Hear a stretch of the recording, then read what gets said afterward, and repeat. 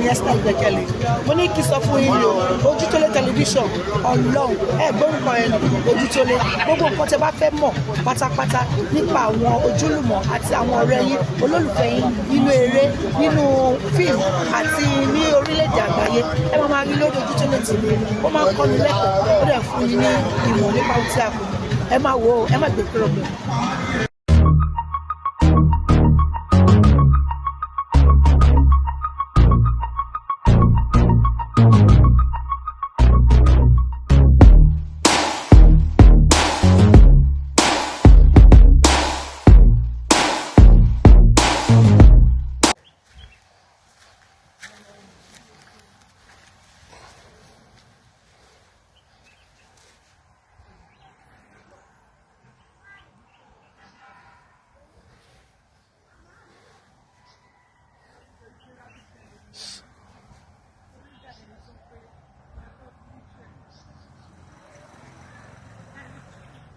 Mo ti ń fídíò, mo ti fídíò.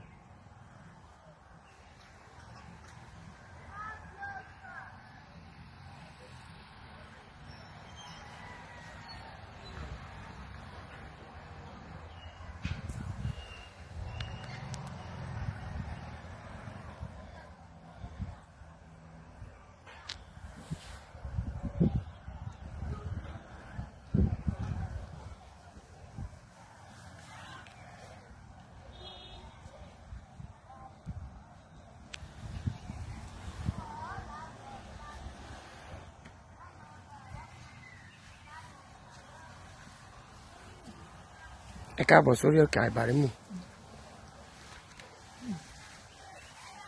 Ṣàdá fáwọn. Ògo ni fún bàbá, ògo ni fún ọmọ, ògo ni fún Ọlọ́run ẹ̀mí mímọ́. Bí ó ti wà láti kọ́ ṣe, ó ń bẹ ní ìsìn, bẹ́ẹ̀ ni ó sì máa rí ní ìgbà gbogbo. Ayé àìnípẹ̀kun àmín. Tó Olúwa jẹ́ Jèhófà nílé àti ẹ̀kún rẹ̀. Ayé àti àwọn ènìyàn tó tẹ̀dó sínú rẹ̀. Tòró fi dílẹ̀ sọ́lẹ̀ sórí òkun. Ó sì gbé kalẹ̀ lórí ìṣàn omi. Ta ni ó gorí òkè Olúwa lọ? Tàbí ta ni ó dúró bí mímọ́ rẹ̀? Ẹni tó ní ọwọ́ mímọ́ àti àyà funfun. Ẹni tí kò gbọ́kàn rẹ̀ sókè sí asán, tí kò sì bá wọn búra ẹ̀tàn. Òun náà rí gbígbà lọ́wọ́ Olúwa àti ọ̀dọ̀ lọ́wọ́ Ọlọ́run ìgbàlà rẹ̀. Èyí ni ó ti ṣàfẹ́rí yín, ti ṣàfẹ́rí Ọlọ́run Jákọ́bù. Ẹ gbé orí yín sókè, ẹ̀yin ẹnu ọ̀nà, kí àjùmọ̀ gbé yín sókè, ẹ̀yin ilẹ̀kùn ayérayé, kí ọba ògo tí jẹ́ já Jehovah Emmanuel, Jésù Kristi ọmọ Ọlọ́run, kó máa bá wa lọ. Ìwá sórí òkè yìí, kọ́lọ́run kó fọ́pọ́ síkú, kó dí ilẹ̀ ìsìnkú pa, kó fi relé ọ̀pọ̀lọpọ̀ àwọn ènìyàn lọ́wọ́. Gbogbo májẹ̀mú tó lè fi kọ́ kéde ikú olókìkí ọmọ lórúkọ Jésù. Torí ẹ̀ làwa fi tọ̀ wá lónìí o, bàbá ọmọ ẹ̀mí mímọ́, ó yẹ iye májẹ̀mú náà lónìí nítorí ipá àti agbára yín. Májẹ̀mú tó lè ní kó lókìkí ènìyàn kan kó tún fún ọmọ rẹ̀. Májẹ̀mú náà lónìí, Olúwa kó bá wí. Gbogbo bíkíbi tí wọ́n ti ń dènà ogun náà, gbogbo bíkíbi tí wọ́n ti ń mú ète ogun náà, gbogbo bíkíbi tí wọ́n ti ń pèlò ibi náà, lórúkọ Jésù, kí ẹ̀mí mímọ́ kó dà wọ́n lédè rú, kó bá wa rìnrìn àjò yìí, ká má sọ̀kalẹ̀ lọ́wọ́ òfo, ká sọ̀kalẹ̀ pẹ̀lú ẹ̀rí, káwa náà má fẹ̀mí wa di o, ká má fẹ̀mí ọmọ di, ká sì má fẹ̀mí ọkọ di. Gbogbo ilé Ojútólé náà, ẹ ò ní dòkú. Gbogbo ẹ̀yin tẹ́ ń wò wá, ẹ ò ní dẹ́ni kọ́lẹ̀bù, ẹ ò ní dẹ́ni àwátì. Májẹ̀mú kan tó rọ̀ mọ́ Ọlọ́run àti orí òkè yìí, òun làwa wá lónìí. Àjíǹde ẹni tó pọ̀ nípa àti agbára, Jésù nómi jẹ́ wa nù. Májẹ̀ sọ̀kalẹ̀ lọ́wọ́ òfo, pàwọ́ lẹ́rìn ayọ̀, ó sì fi relé wa lọ́wọ́. Adúpẹ́ torí pé ti gbọ́, ògo ni forúkọ yín. Jésù náà Olúwa wa. Àmín, àmín, àmín lórúkọ Jésù. Jésù náà Olúwa wa. Ẹni bá lórí ọ̀fẹ́ láti pè wá tàbí ó fẹ́ pè fún àdúrà, olórí ọ̀fẹ́ láti pè. Phone number wa ni 08026 040244 08026 040244. Second line ni mi ní 09061346865 09061346865. Mo gbàdúrà lórúkọ Jésù bí Olúwa ti ń bẹ bẹ́ẹ̀ mi ẹ̀ sì ti wà. Àtẹ̀mí àti ẹ̀yin a ò ní fọmọdí. Oníṣẹ́kú ò ní jẹ́ fún wa. Májẹ̀mú ìkà ènìyàn ò ní ṣẹ. Láti torí òkè àbárímù wá ní ilẹ̀ Tápà mo gbàdúrà lórúkọ Jésù á rí ojú rere Ọlọ́run á sì bá ojú rere ènìyàn pàdé ojú kí ó ti wá ọ bí a ti gorí òkè náà lọ à ń kú lọ pẹ̀lú ayọ̀ à ń sọ̀kalẹ̀ pẹ̀lú ògo ìlérí àti májẹ̀mú Ọlọ́run yóò ṣẹ mo gbàdúrà fún ìlú Nàìjíríà ìlú yẹn ò ní dàrú ìlú yẹn ò ní túká ọmọ ògbọ́ tí èmi ò gbọ́ tèmi Ọlọ́run yóò tẹrí ẹ̀ bá lórúkọ Jésù gbogbo àwọn aláìní ọ̀run máa gbọ́wọ́ wa sókè ẹ̀mí máa gbọ́wọ́ wa sókè a ò ní gbàgbà tí àdúrà onímájẹ̀mú wọn mú lérí ayọ̀ ṣẹ mo gbàdúrà lórúkọ Jésù gbogbo èyí tẹ́ ẹ retí fún ìwé ìgbélú gbogbo èyí tẹ́ ẹ retí fún ọkọ gbogbo èyí tẹ́ ẹ retí fún aya gbogbo èyí tẹ́ ẹ ti wojú Ọlọ́run fún ọmọ bíbí májẹ̀mú kó tó rọ̀ mọ́ orí òkè yìí lórúkọ Jésù èyí tó rọ̀ mọ́ ti Kristi Jésù olùgbàlà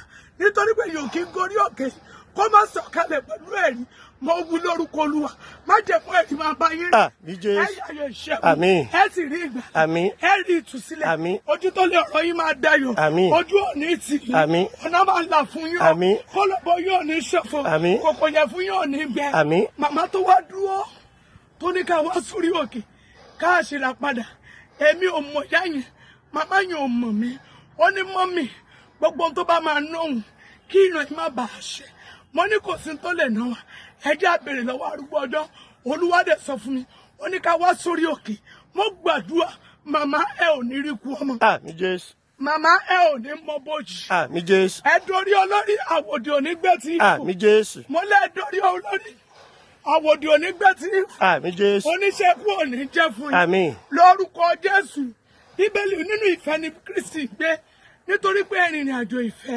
lótìtọ́ àti lódodo ẹ sì jẹ́wọ́ onígbàgbọ́ ẹ jẹ́wọ́ abiyamọ ọ̀run yóò kéde àwọn ọmọ tiyín náà ọ̀run máa kéde wọn sí rere yóò kéde wọn sí ògo yóò kéde wọn ẹ sì ra àánú gbà ẹ yàyọ̀ ìṣẹ́gun orí bẹ́ẹ̀ kò yí padà bí a ti ń lọ sórí òkè yìí ọwọ́ Olúwa kó máa bá wa lọ àṣẹ Olúwa tí ń ṣe ìmọ́lẹ̀ ojú kó tọ̀ mọ́lẹ̀ rẹ̀ sí wa lára ìmọ́lẹ̀ àrọ́jà kó tọ̀ yí wa ẹ kọjú kámẹ́rà yẹn ojú rẹ Ọlọ́run kó máa bá yín lọ. Àmín Jésù. Bí a ti ń lọ ẹ rí àánú gbà. Àmín. A ò ní sọ̀kalẹ̀ lọ́wọ́ òfò. Àmín. A ò ní dárun mọ́jú lọ́wọ́ òfò. A ò ní sọ̀kalẹ̀ lọ́wọ́ òfò. Àmín. Ìró ayọ̀ là ń gbálágbó àwọn olódò. Àmín. Ọwọ́ Olúwa máa kún wa lọ́wọ́ sí. Àmín Jésù. Ṣé Olúwa ti ṣe mọ́lẹ̀ ojú yóò ṣe mọ́lẹ̀ wa? Àmín. A ò ní ríran bàbà. Àmín. A ò ní sàkọsílẹ̀ ibi. Àmín. Ìmọ̀ òkùnkùn di asán. Àmín. Èrò tádòfo. Àmín Jésù. Lórúkọ Jésù.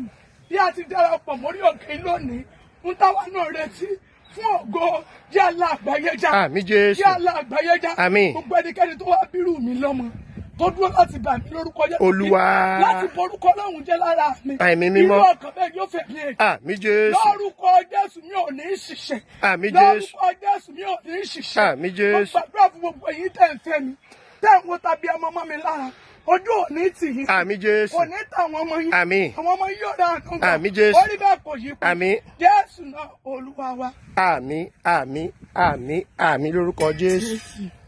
Orúkọ Jésù Ọlọ́run tó pọ̀ nípa àti agbára kó gbọ́ ti yín o adẹ́dà ṣẹ̀dá kó gba lẹ́tà yín kà mo gbàdúrà lórúkọ Jésù bí a ti wà lórí àpáta yìí ìrànlọ́wọ́ àánú kó dìde fún yín ní gbogbo bíkíbi tẹ́ ẹ ti ń gbóhùn mi káàkiri gbogbo àgbáyé lórúkọ Jésù ikú ọmọ ológo ò ní tara wa ṣẹlẹ̀ mo gbàdúrà lórúkọ Bàbá tọmọ tẹ̀mí mímọ́ gbogbo májẹ̀mú ikú ọmọ ológo lórí wa lórí ìdílé wa lórí ẹnikẹ́ni lórúkọ Jésù Ọlọ́run kó tẹ májẹ̀mú ogun kú náà bá mo súre fún gbogbo ẹ̀yin ènìyàn tẹ́ ń gbọ́ mi yálà ní gbogbo orílẹ̀-èdè tẹ́ ń retí fún ìwé ìgbélú ìrànlọ́wọ́ àánú dìde fún yín ìrànlọ́wọ́ àánú dìde fún yín ìrànlọ́wọ́ àánú dìde fún yín mo gbàdúrà lórúkọ Jésù ẹ̀mí mímọ́ yàǹda ìwé ìgbélú yẹn arúgbó ọjọ́ yàǹda rẹ̀ nígbà tó bá yàǹda rẹ̀ tán mo gbàdúrà lórúkọ Jésù